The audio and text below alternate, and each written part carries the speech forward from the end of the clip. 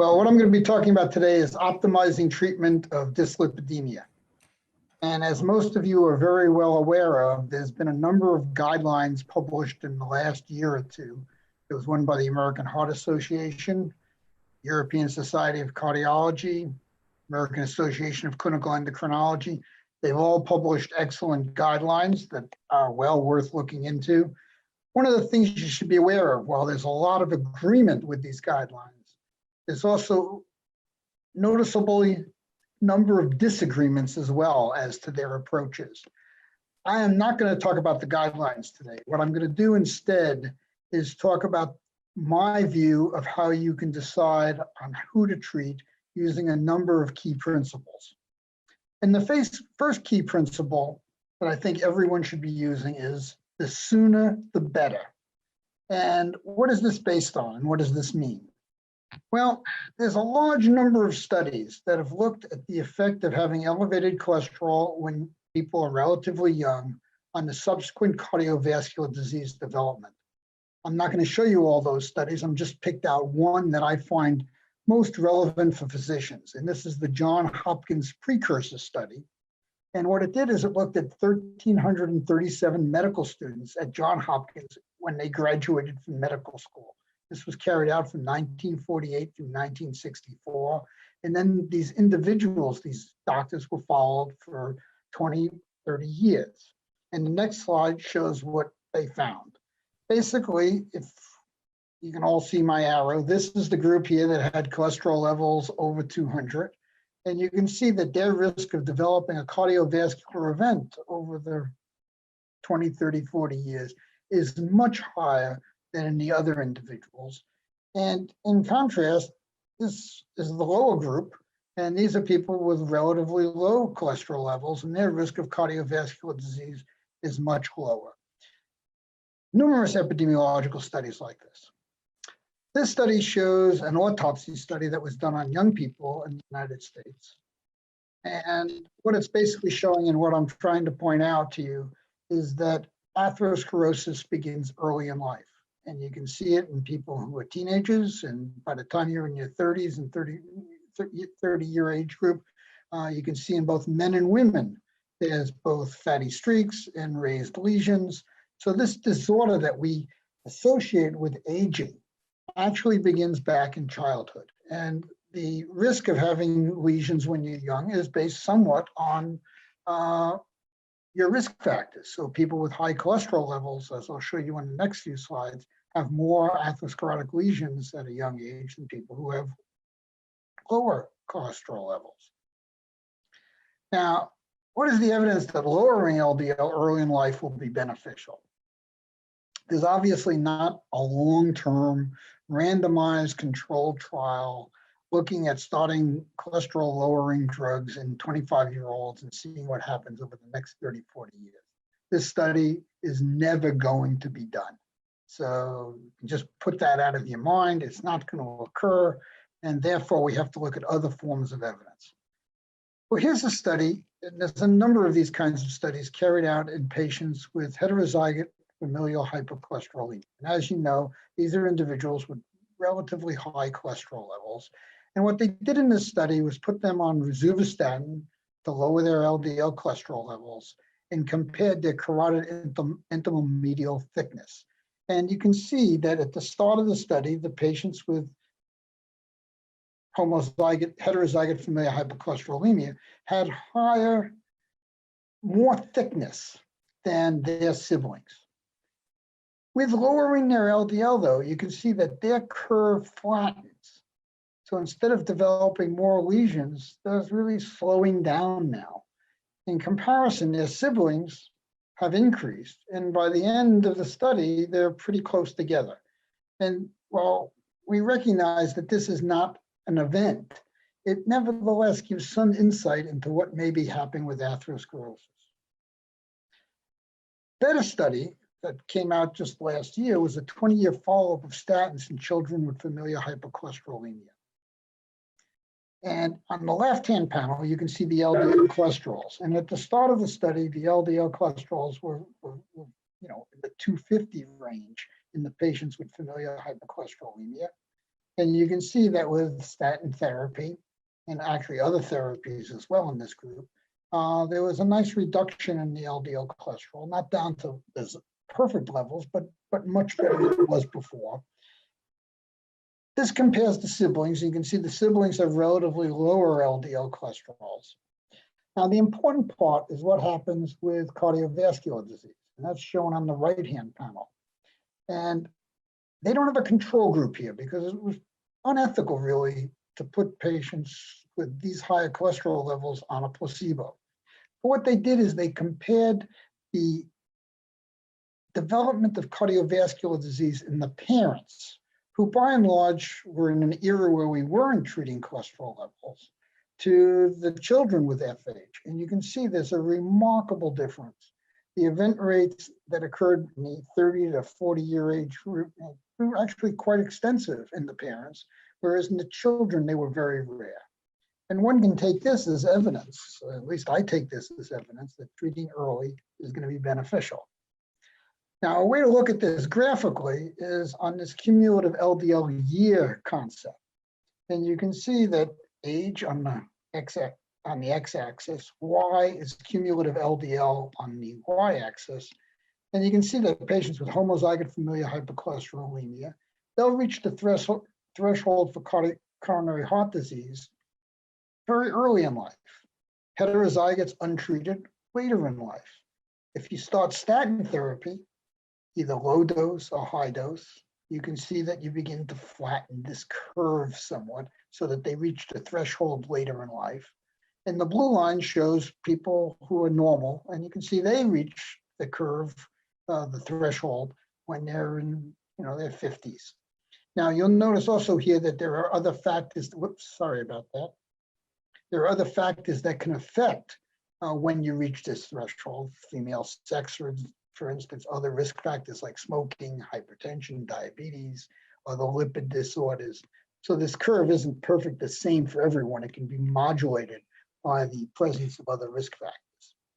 Now, one of the questions you can ask me is, I've only shown you people with abnormal cholesterol levels, people with high cholesterol levels.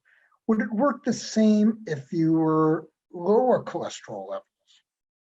Now, an answer for this, because we can't do the randomized studies, comes from genetics. And there's this ability to create genetic scores where you can look at polymorphisms in various genes that result in differences in the LDL cholesterol levels. And the genes that were looked at in this particular study was ATP citrate lyase, HOG CoA reductase, NPC1L1, which is the protein that ezetimibe blocks, PCSK9, LDL receptor.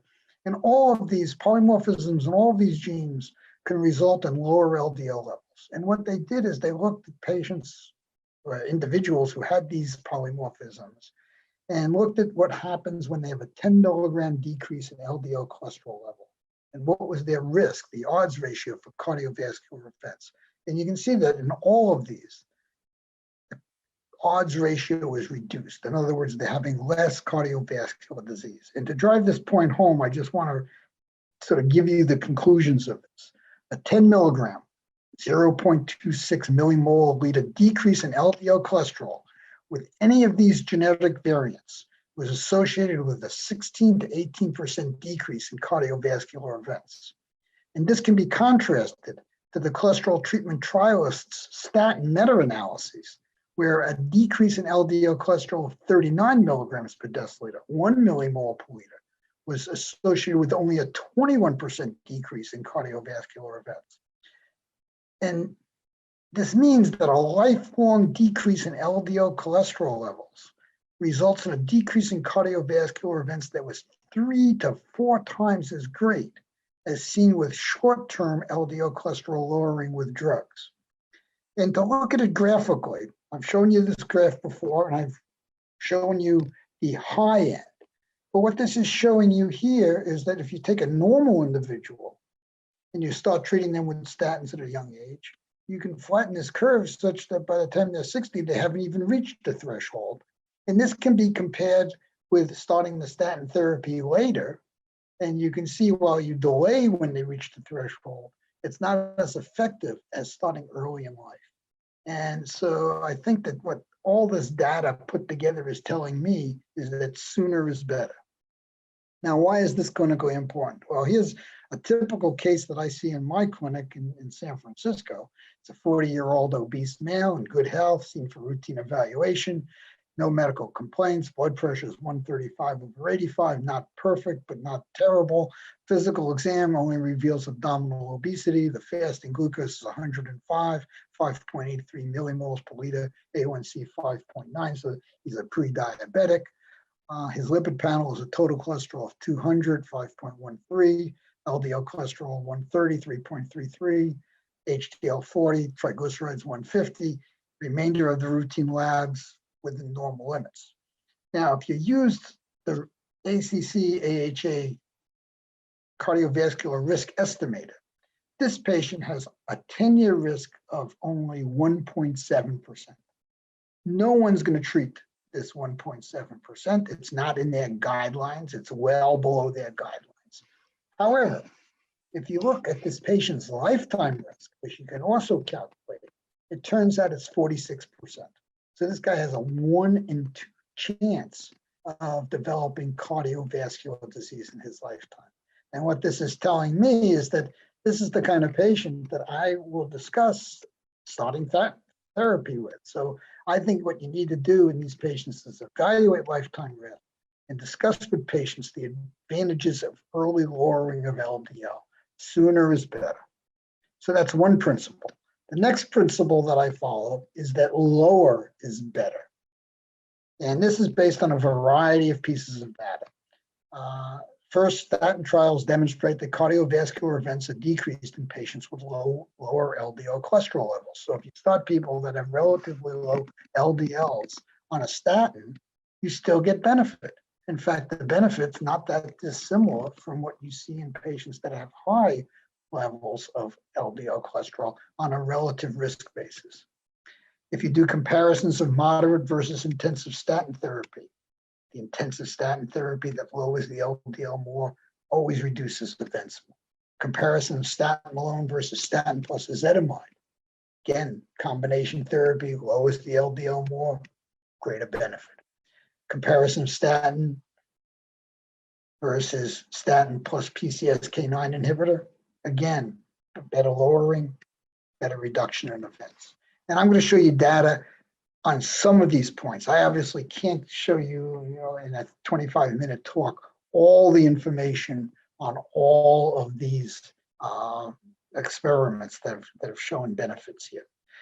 This is a meta-analysis that was carried out in 8 studies with over 38,000 individuals. And what they did is they took the statin trials and they looked at the achieved LDL cholesterol levels and then looked at the percent with cardiovascular events. And if you look, if they didn't get very good lowering, they had a very, very high event rate. And as you could see, as you lower further and further, each time you go down, you get further reductions in LDL in the event rates. So what we're seeing here basically is that if you're under 50, you do much better than if you're between 50 and 75. So it's a continuous reduction. Lower is better. Here's one of the very first studies that looked at moderate versus intensive statin therapy, the TNT, treat to new trial. And you can see the LDLs, as you would expect from the different doses, vary quite a bit. LDL of 102 versus 77. And you can see that over the 5-year period of the study, that ended up causing a relative risk reduction of 22%. So you get further reduction with lower LDLs. This is the IMPROVE-IT trial, which was basically adding ezetimibe onto simvastatin. And you can see, once again, the LDLs were about 70 versus about 55, and the event rate was reduced by about 10% here. Now, the event rate reduction in the IMPROVE-IT trial doesn't look that impressive, but when you plot it with the cholesterol treatment trialists that of all the statins, you can see that they get this line, which basically shows that the reduction in LDL cholesterol versus the proportional reduction in cardiovascular events. And you can see that it's sort of a straight line here. The further you reduce the LDL, the greater the benefits you get. The IMPROVE-IT trial didn't cause a big reduction. Remember, it was 70 versus 55, so it was a relatively small reduction. Ezetimibe is not the most powerful LDL lowering drug, and it fell pretty close to the curve. So that study actually worked as one would have expected. You have two PCSK9 inhibitor studies. I'm only going to show you the FOURIER study. And basically in the FOURIER study where they use their PCSK9 inhibitor, they get a remarkable reduction in LDL cholesterol. It goes from the placebo group was in the 90s, the treated group was down around 30. And the event rates, as you can see in this trial, were reduced over a relatively short period of time. This study, actually all the two PCSK9 studies were very short, and they caused reductions of 15%. I will point out to you, and this has been seen in the statin trials, it's seen in the PCSK9 trials, it's seen in almost all the trials, that when you lower cholesterol, it takes a little while before one gets a separation of the curves. So the first year of the trial, of most of these trials, gives sort of a minimal difference. And then as time goes on, the differences widen. I would predict that if this study was carried out as a 5-year study, the differences would be much greater than the 15% you see here with the hazard ratio. This shows you the on-treatment analysis of this FOURIER study. And I show you just because it confirms what I showed you with the statin trials. The lower the LDL, the fewer events you get. And this was sort of one of these continuous things. As the LDL goes higher, the risk of events goes higher. And I'll finally show you the Glasgow study. And this was not an outcome study. This was using intravascular ultrasound. So they do a cardiac catheterization with an ultrasound device, and they could actually see the atherosclerosis in the coronary arteries. And in this study, as you'd predict, they got a big difference with using the PCSK9 inhibitor to lower LDL. So their control group was in the 90 range. Their PCSK9 treated group was in about the 30 range. And this is what they found when they looked at the change in atheroma volume over a 2-year period. And you can see the 0 here is no change. Above the 0 means the lesions are getting worse. Below the line is negative, and that means the lesions are actually resolving. And you can see how that relates to on-treatment LDL cholesterol levels. And LDLs are around 70, approximately 70 to 80. That's where one begins to go from progression into regression. And you can see that as you get it lower and lower, you get more regression. So I think I've shown you enough data that lower is better. The next key concept I use, the higher the LDL cholesterol, the better the reduction in cardiovascular events. And let me give you some background information of why that's the case. The cholesterol treatment trialists' meta-analyses demonstrated that the relative risk reduction in cardiovascular events per 1 millimole liter, that's 39 milligrams per deciliter, in LDL cholesterol is similar in patients with low or high baseline LDL levels. It makes no difference. The percent decrease in LDL levels that occurs with a statin treatment or the use of other LDL lowering drugs is similar regardless of the baseline LDL, but the absolute decrease in LDL is greater if the baseline is high. And I'll show you an example of that in a moment. And this just shows you the effect of baseline LDL on cardiovascular events. And this is from the cholesterol treatment trialists. And you can see that the relative risk reductions are relatively the same, whether your LDL starting is less than 78 or greater than 137. It really doesn't make a lot of difference where you start. You get relatively the same benefit. Now, if you look at the higher the LDL, the greater the benefit. If you take these two examples I have here, if you take the baseline LDL less at 80 milligrams per deciliter, if you use atorvastatin 80 milligrams, that reduces the LDL by 50% to 40 milligrams per deciliter, which results in an approximate 20% decrease in cardiovascular events. Remember, I showed you the cholesterol treatment trialists, for every 40 milligrams per deciliter or 1 millimole, you get about a 20% decrease. If, however, you have a baseline LDL of 160, atorvastatin 80 milligrams will reduce your LDL by 50%. So that's going to be down to 80 milligrams. So you're getting a much bigger decrease in LDL. On the left, you only got a 40 milligram decrease. On the right, you're getting an 80 milligram decrease. And that's going to actually give you an approximate 40% decrease in cardiovascular events. Thus, the higher the LDL cholesterol that a patient starts with, the greater the benefit. So focusing on patients with high cholesterol levels obviously is going to give you more bang than focusing on people with lower cholesterol levels. So that's the third concept.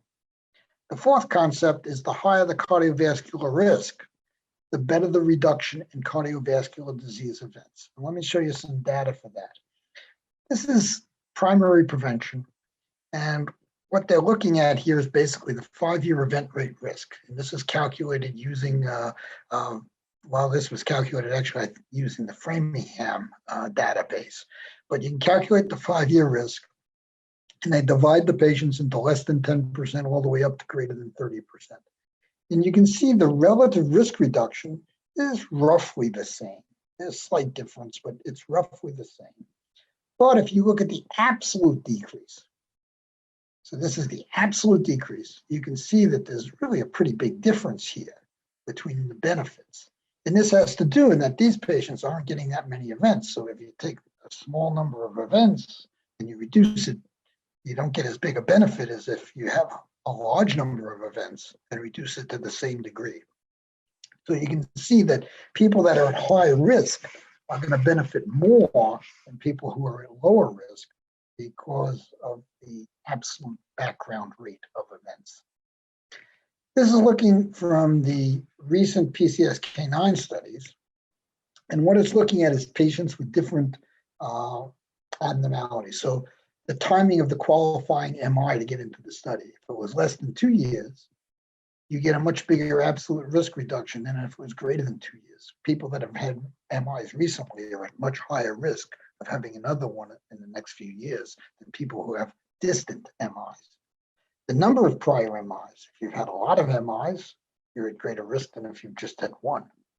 If you have residual multi-vessel coronary artery disease present, you're at higher risk than if you don't have any of that. So there's ways that you can stratify patients according to their risk of events. And some of these risks, high risk indicators are listed here. Diabetes, of course, is one. Atherosclerosis in multiple sites, history of prior coronary artery bypass graft surgery, acute coronary syndrome, that's a very high one, multiple MIs, a recent ASCVD event, genetic lipid disorders because they've had lifetime elevations in LDL. So those folks are all at much higher risk and therefore need to be treated more aggressively. Now, I've talked a great deal about lowering cholesterol. I want to spend just a moment mentioning beyond cholesterol lowering drugs. And this is based on the REDUCE-IT trial that was published in the New England Journal of Medicine in 2019. And based on this, the National Lipid Association now recommends that for patients aged greater than 45 years of age with clinical atherosclerotic cardiovascular disease, or aged greater than 50 with diabetes mellitus requiring medication, plus one risk factor. So there's some caveats regarding the diabetics. They got to be a little older, they got to be on medications, and they have to have one risk factor in addition to the diabetes. If these individuals have fasting triglycerides between 135 and 499 on high intensity or maximally tolerated statin therapy, they can be treated with icosapent ethyl. And this is recommended to reduce the cardiovascular risk further. Icosapent ethyl is an omega-3 fatty acid. It's EPA. In the United States, it goes by the brand name Vascepa. And the data for that study is just shown briefly on this slide. And you can see that amazingly, with this drug, they got a remarkable reduction in cardiovascular events, 25% reduction added on to statin therapy. Now, the mechanism for this is not clear. It doesn't appear to be solely due to triglyceride reductions. In fact, how much of it is due to triglyceride reductions is totally unclear, but clearly there are a lot of other factors that play a role. For instance, antiplatelet effects, antioxidant effects, membrane stabilization effects. There's a whole list of things that could be playing an important role in preventing cardiovascular events in this group. And I will note that just at the American Heart Association meetings that are just now going on, there was another study called Strength, which looked at a mixture of EPA and DHA and a similar design study, and they did not find a reduction in cardiovascular events. So it really seems to be specific to the EPA omega-3 fatty acids. So if you're going to try to use fatty acid, omega-3 fatty acids, fish oil in patients like this, it really needs to be the specific one that worked in this study, since it doesn't seem to generalize. So I've used my 25 minutes up. In closing, I just want to re-emphasize the key concepts. The sooner you start treatment in patients, the better. Lower is better. Of course, you need to balance side effects of drugs and particularly the cost of drugs. At least in the United States, PCSK9 inhibitors are very expensive. Statins and ezetimibe, both generic drugs, not a high cost. Higher the LDL, the better the reduction in CV events, and the higher the cardiovascular risk, the better the reduction in CVD events. So in closing, I just want to mention Endotex, since I am the editor-in-chief of that. It's a free online textbook of endocrinology, so it doesn't cost anything to use. Covers all aspects of endocrinology. All you need to do is register, and you go to endotex.org, and this is what you come to. You come to a section where they list all these different sections of endocrinology, pituitary disease, female reproduction, and the one that I'm particularly involved with is the diagnosis and treatment of diseases of lipid and lipoprotein metabolism. So at this point, I'll end, and I'll be very happy to take any questions if there are any. Thank you very much. Thank you very much, Dr. Feingold, for your very nice presentation. And thank you for sharing with us your reflection and clinical practice with dyslipidemia. So we should remember the sooner the better and the lower the better for LDL. I would like to ask you about triglyceride and fibrate. Do you use a non-HDL cholesterol in your clinical practice and the concept of residual risk? I do. I think, yeah, obviously we don't have definitive data on the use of fibrates in patients, but in many of my diabetic patients who have good LDL cholesterol levels with statin therapy and sometimes ezetimibe as well, but their triglycerides remain high and their non-HDL cholesterol remains high and their HDL cholesterols are low, I will use either an omega-3 fatty acid or use fibrates. And the basis for that is that, as most of you are aware, in the Accord lipid trial, when they did this, they didn't see a benefit. But when you look at the subgroup that had high triglycerides and low HDLs, particularly high triglycerides greater than 200, HDLs less than 30, in the 35 range, they did see benefit. And when you look at all of the fibrate trials that have been carried out, that seems to be sort of a universal finding that when they study patients with high triglycerides and low HDLs, the fibrates seem to work well. And when they study patients who have, you know, in these general studies, they don't select for that, the fibrates don't work well. So in the patients that fit that group that you've mentioned, high non-HDL cholesterol level, which is going to be due to triglycerides nowadays, I think that's, you know, that's something that one can use in selected patients. I'll also point out that the fibrates have effects in the diabetic population on microvascular disease. Excellent studies available on slowing down the progression of diabetic retinopathy. So I will particularly do that in patients that have evidence of diabetic retinopathy. I'm tending now, though, because of the REDUCE-IT trial, to use Vascepa, an omega-3 fatty acid, more because it's got clearer benefits on cardiovascular outcomes. I should also mention there is an ongoing trial of emafibrate, a newer fibrate that's really been designed to study patients that have high triglycerides and HDL. And in a few years, we should have definitive data one way or the other. I hope that answers your question. Thank you very much.